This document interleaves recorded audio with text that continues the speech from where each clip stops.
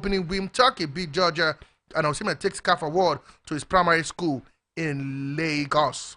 English Premier League 2024-25 fixture age of 25, and Oseni prefers Arsenal, Chelsea. Green light for Man United to sign £40 million rated Zeki. La Liga react as Otagolak breaks Ronaldo's record in Euro 2024. Ronaldo react as Portugal beat Czech Republic by 2-2. The local scene.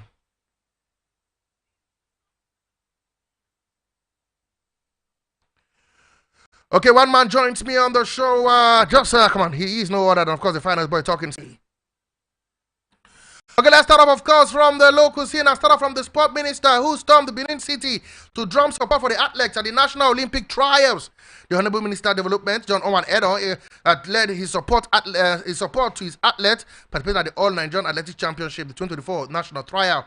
As the trials are currently underway, the minister emphasized the qualification for the Olympics during this trial. The minister also present in Benin underscores the importance of the national trials and the government dedication to fostering a supportive show their progress. A fantastic one, if you ask me, looking at the Honorable Minister for Sports Development, Honorable John Owa, and he's one man that is pragmatic and heavily available for all sports, not just football, but you see him all across the country when it comes to giving his support, drumming support for athletes, and of course a team in a preparation and in a competition proper. We saw him at the beach soccer events, and though he was duly represented, we saw him at the badminton trials as well as the TTW, I beg your pardon, in Lagos, where we saw the draws and everything, including the Federation Cup a couple of weeks back when we had the full draw. So him being there supporting the team, it is something that we must appreciate and of course commend him for. Because every aspect of a sport,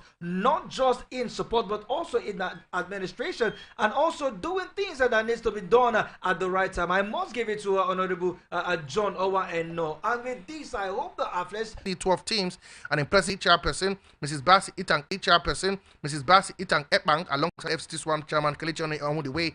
I'm the organizer of the FCT correspondent chairman Jide Oyekunle at the forerunner of the football initiative.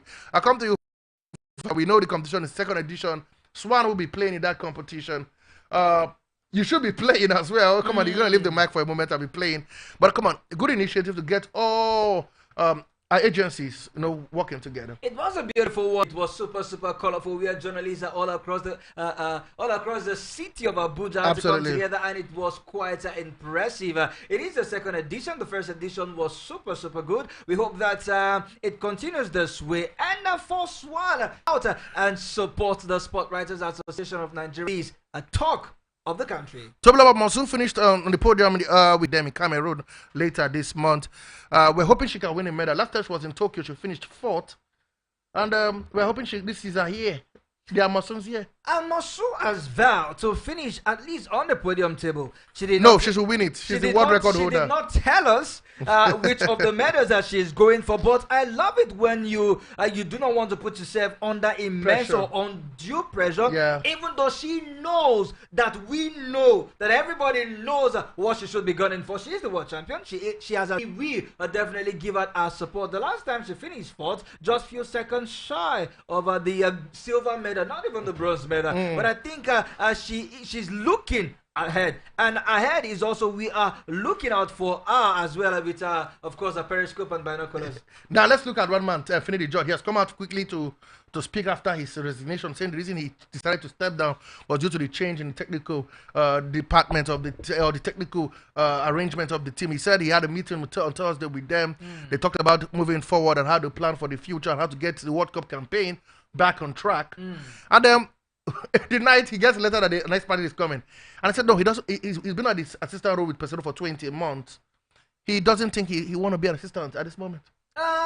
Just like I said, Well, 7 games as a coach of the Super Eagles, but nobody was calling for his head. Why Finidi George? That's because he's a foreigner. That's because the foreign coach has this preference over the local coach. Okay. Permit me to say that, but that is the truth. Even if Pesero does not qualify us, which of course he usually do, we will always treat them better. Don't forget he drew for his first 2 games. Nobody called for his head then. Against Lesotho. Pesero, against Rwanda. Pesero did not win an international friendly for over 50 months. Exactly. For 50 months, he didn't win a single friendly, including that 4-1 bashing against Portugal. Absolutely. Just before the World Cup, which we didn't attend. Portugal had to use us as To test prepare. practice. Yeah. But all in all, for Fidini to say it was a change of the technical role, I think that's quite fair for him. Being demoted to the assistant coach, if the technical advisor comes in, it is even if they call him head coach, automatically his it assistant. is demotion to say Exactly, the least. absolutely. And for him to bow out at this time to save his head, to save his already bruised head, and of course to save his career. You bruised the head. Of course, the head is bruised. Career-wise, it is bruised. But all in all, I wish him all the best because as it stands now, Finidi is jobless. Okay, guys, come on. Hopefully, a big club will pick him up anytime soon. Now we don't know about the Federations Cup. We now know officially that the game will be played at the MK Abela Stadium in Abuja here on the 29th of June, the Saturday, 2024. We hear that this was because CAF had said before the 30th, giving them an ultimatum on the Saturday 30th. So on the 30th of June, every team should submit their CAF Confederations African football let's say continental slot bearers by the 30th. We hear that game we played in Abuja. But before then, we know there are some games today. My mind will be on Nigeria Tels. We're playing far away in Asaba. So these are the games for the women's quarterfinals that take place today. And FC Robo Queens of Lagos in Asaba, 4 p.m. Delta Queens will play Sunshine Queens of Ondo in Benin City, 1 p.m. and Oshun Bay vs Rivers Angels will play no go. For the let's focus. Abuja, are you happy with the fact that the final, first of all, will be held in Abuja? And what are you expecting in the quarterfinal that will take place across Mad Venue today? It's going to be very, very interesting. I must tell you, the likes of Abia Warriors, the likes of Nigeria, the likes of FC Robo Queens, as well as Academy Warriors. It will be all across the federation from the north to the south, and especially here in Abuja. From 1 p.m., games will be kicking over in the Women's Federation Cup quarterfinals. Then for the semi-finals for the men, as early as 4 p.m., all matches will be played simultaneously in the various match stadia. So it's going to be great. Of course, as much as we are rooting for our own, I'm using the word we, you and I, and every sport journalist in Abuja, we are rooting patriotically. Absolutely, for, Nigeria Tels. Of course, but our hearts, we know where it goes for that other side of it. But come on, we need to support our own. Imagine FC Robo, did I say Robo? Nigeria Tels winning the Federation Cup. They will represent us in the continent. Absolutely.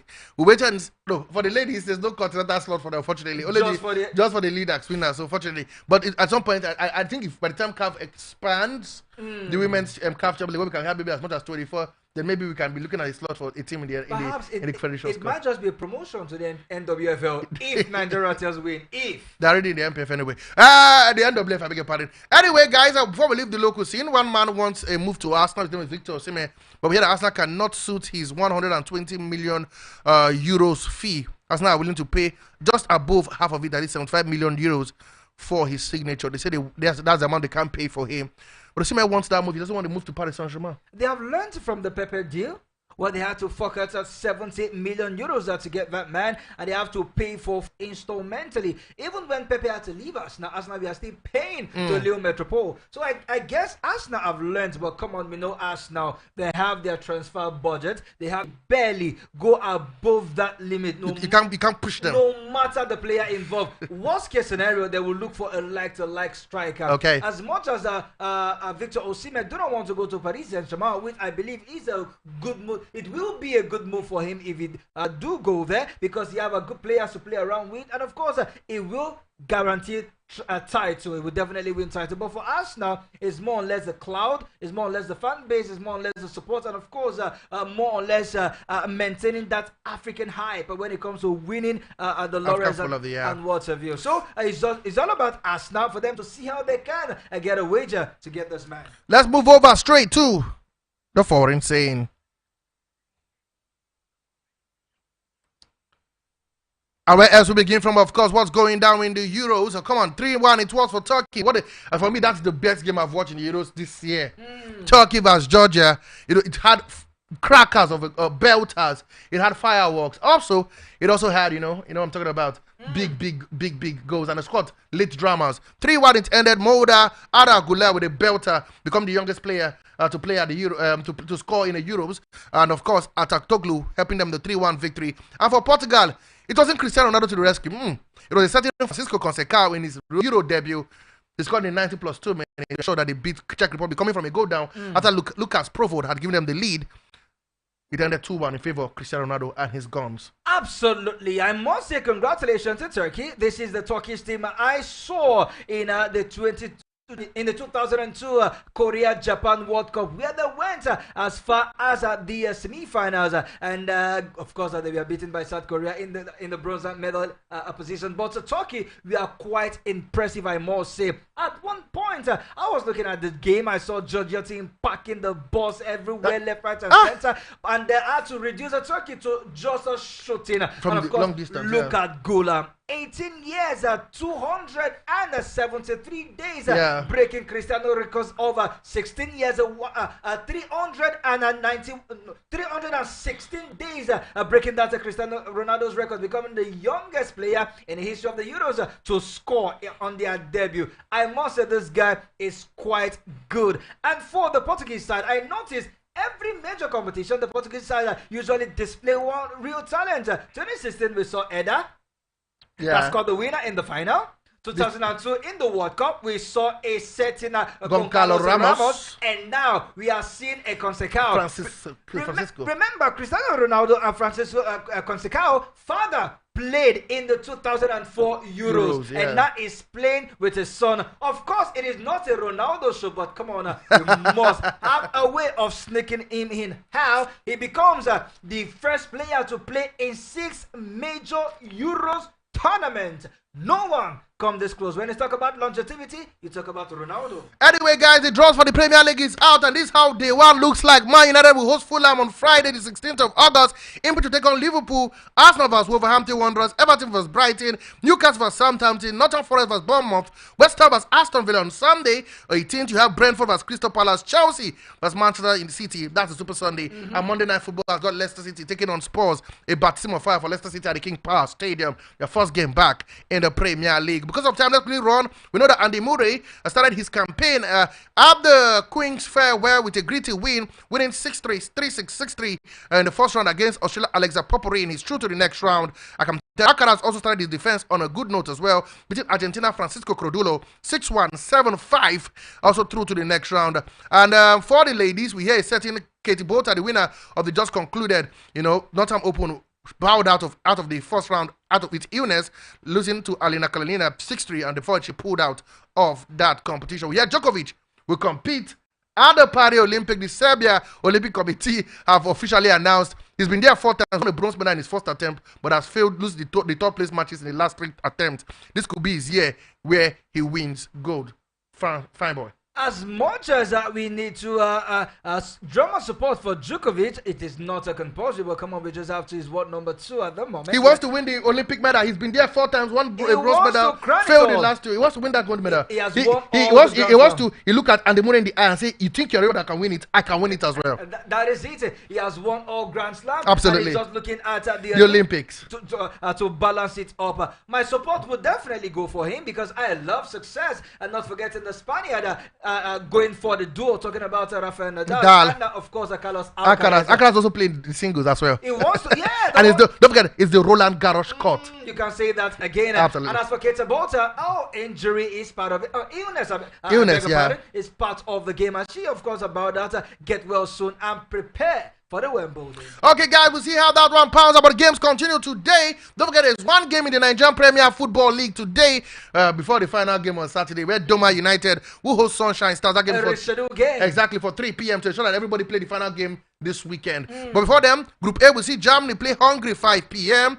Switzerland will play Scotland 8 p.m. But before then, 2 p.m. in Group B, we'll see Croatia hoping to bounce back from that big beating, that battering by Spain when they play Albania.